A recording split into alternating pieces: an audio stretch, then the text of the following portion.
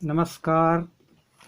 जैसे आपको मालूम है कि छत्तीसगढ़ शासन एवं एनसीईआरटी द्वारा संचालित नवीनतम पाठ्यक्रम के आधार पर कक्षा 11वीं गणित अध्याय 1 समुच्चय अथवा सेट।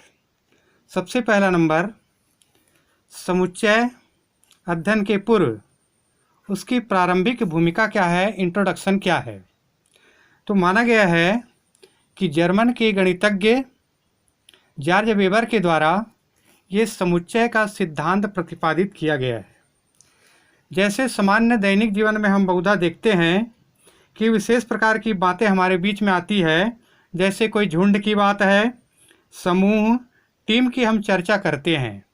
ये सब चर्चाएं जो है गणित पर विद्यमान होती है, अर्थात समुच्चय इससे संबंधित होता है।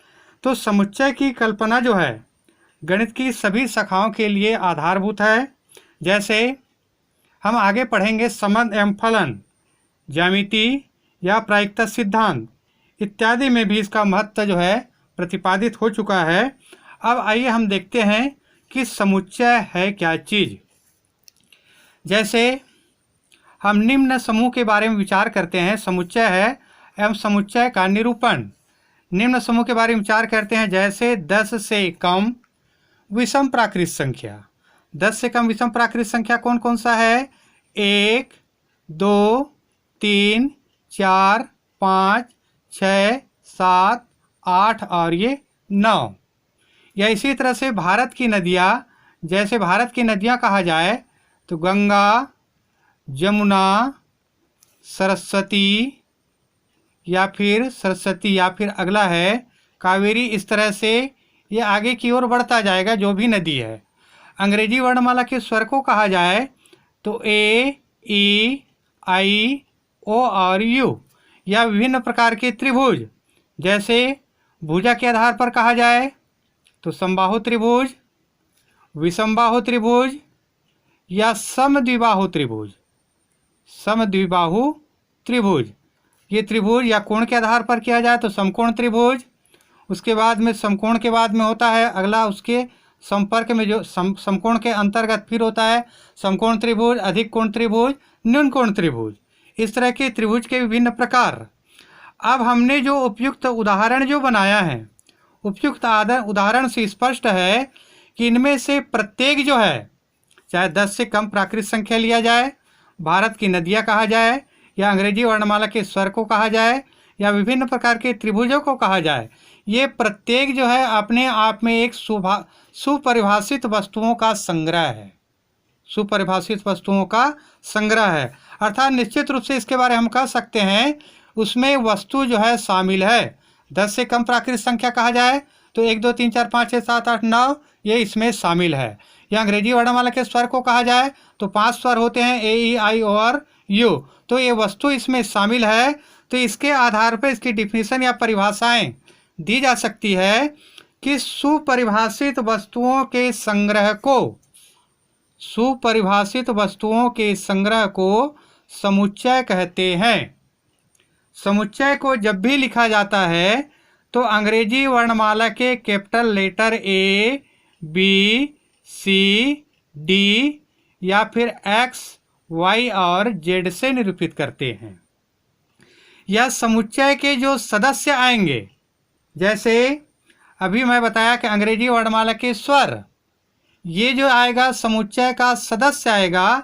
समुच्चय के सदस्य को अंग्रेजी वर्णमाला के छोटे लेटर जैसे ए, बी, सी, डी ये इत्यादि अक्षरों से व्यक्त किया जाता है। मान लेते हैं कोई समुच्चय है एक्स, हम मान लेते हैं प्राकृत संख्याओं का समुच्चय लेते हैं। प्राकृत संख्या का समुच्चय मान लेते हैं, इसको ए के बराबर मानते हैं। ए बराबर प्राकृत संख्या आएगा 1, 2, 3, ये इस तरह से डैश डैश अनंत की ओर बढ़ता जाएगा। ये प्राकृत संख्याओं का समुच्चय है। तो ये 1, 2, 3, 4 ये जो लिखा है ये इस समुच्चय का सदस्य कहलाएगा, और कैपिटल ए जो लिखा है ये कहलाएगा समुच्चय। तो इसको लिखा जाता है ग्रीक अक्षर के शब्द, इसको हम लिखेंगे ए, समुच्चय का चिन्ह है, समुच्चय है किसका? प्राकृत संख्याओं का समुच्चय।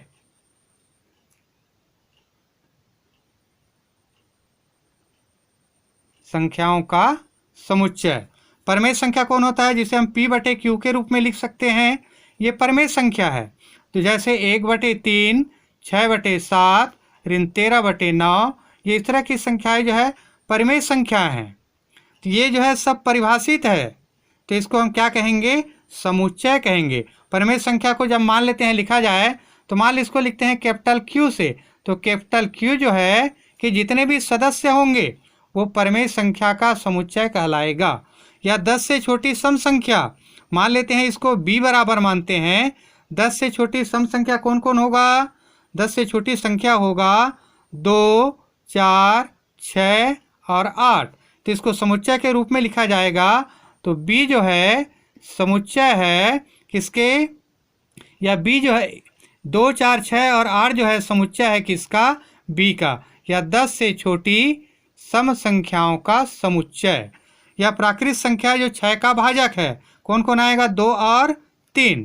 तो इसको मान लेते हैं C के बराबर करते हैं, तो C बराबर 2 और 3। तो 2 और 3 जो है ये अवयव होगा या समुच्चय होगा किसके? C के।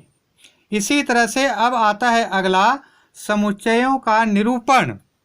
समुच्चयों का निरूपण में सबसे पहला आता है सारणीबद्ध रूप या रोस्टर रूप। जब भी समुच्चय को रोस्टर रूप में लिखा जाएगा तो सबसे पहले इसको सूचीबद्ध करते हैं, और सूचीबद्ध करने के बाद इन प्रत्येक अवयव के बीच में अल्प विराम का चिन्ह लगाते हैं। अल्प विराम का ये चिन्ह लगाएंगे, उसके बाद दिए गए अवयव को लिखते जाते हैं। और जो भी अवयव होगा उस अवयव को ये सर्पाकार कोष्ठक के अंदर लिखा जाता है। जैसे पहला मैंने अभी जो बताया, अंग्रेजी वर्णमाला का स्वर।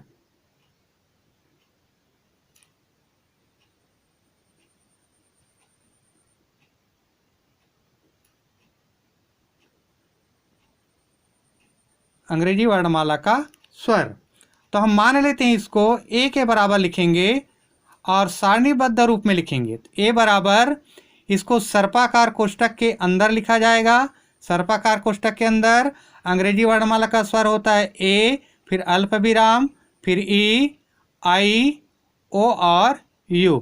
तो ये रूप कहलाता है इसका सारणीबद्ध रूप। या दूसरा जैसे मान लेते हैं 7 से छोटी सम संख्या। 7 से छोटी सम संख्या, इसको भी मान लेते हैं B के बराबर मानते हैं। तो 7 से छोटी सम संख्या कौन कौन होगा? 2, 4 और 6। इसको सर्पाकार कोष्ठक के अंदर 2 के बाद अल्प विराम, 4 के बाद अल्प विराम, फिर 6। इसको इस रूप में लिखा जाता है। और जब भी रोस्टर रूप या सारणीबद्ध रूप में लिखेंगे तो इसके क्रम को ध्यान नहीं दिया जाता है।